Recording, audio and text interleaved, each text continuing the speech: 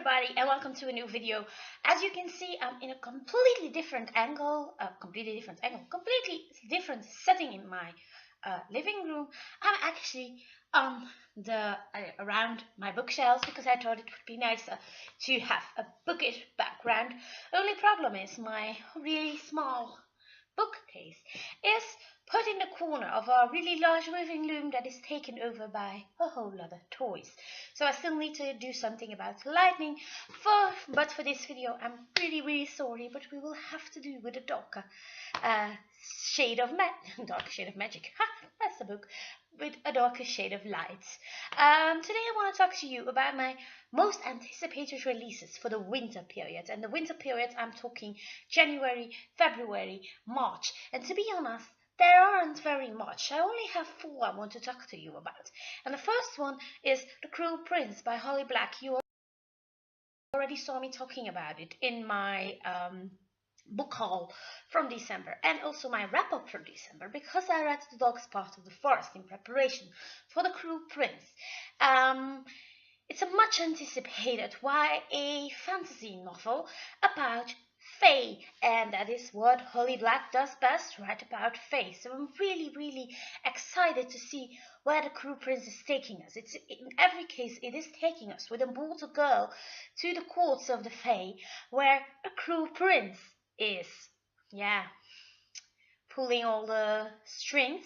So I'm really excited to see what it gives. It's about humans going to a fake court, being deceived, and cruelty, viciousness. I hope there's some romance, but actually I never heard anybody talking about romance in The Cruel Prince.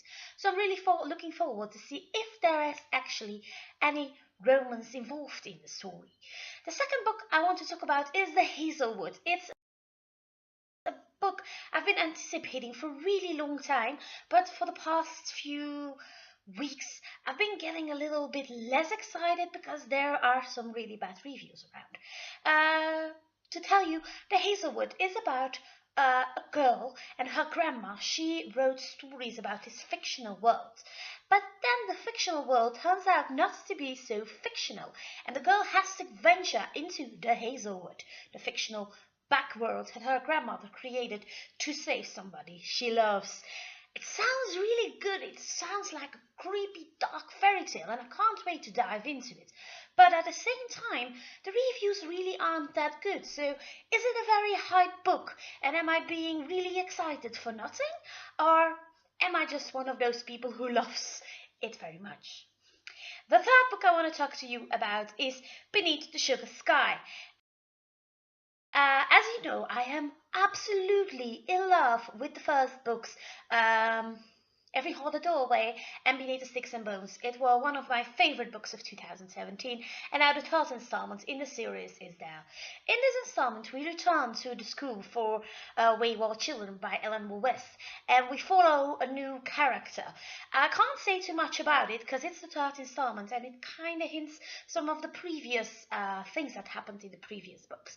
But we follow a daughter who tries to save her mother, and she goes to this, also there's a wayward world, and it's all about candy and sugar and stuff, and the main character is obese. So personally, that alone is very interesting to me, because as you can see, I am not a skinny girl myself, so I like to see taller, no, not taller, I'm small and fat, but I like to see fat girls as a main character.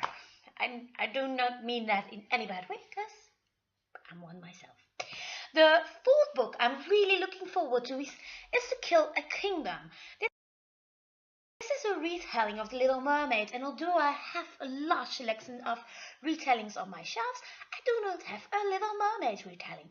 Only this retelling is darker because Ariel has to kill Eric. So not a lot of romance going around, because Ariel actually goes on to land to kill Prince Eric. What happens if she falls in love with that human prince? And will she ever be a siren again? Really looking forward to this book, because I absolutely loved The Little Mermaid since I was like 6 years old. I think it released when I was 6 years old, and it stays one of my favorite fairy tales. I actually am a bigger fan of the original fairy tale, where she dies on the waves and he doesn't fall in love with her. I absolutely love it. It's tragic, it's dark.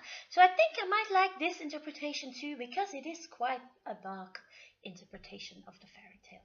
So I'm absolutely thrilled about that. Then the fifth book I want to talk to you about is The Wicked Deep? Yes.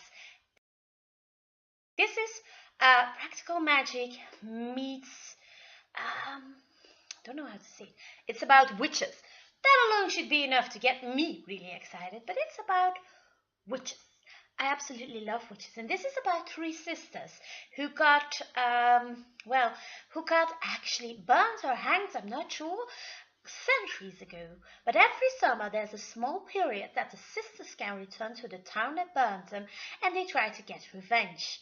So they go to this town that has a curse on them, and they try to get revenge.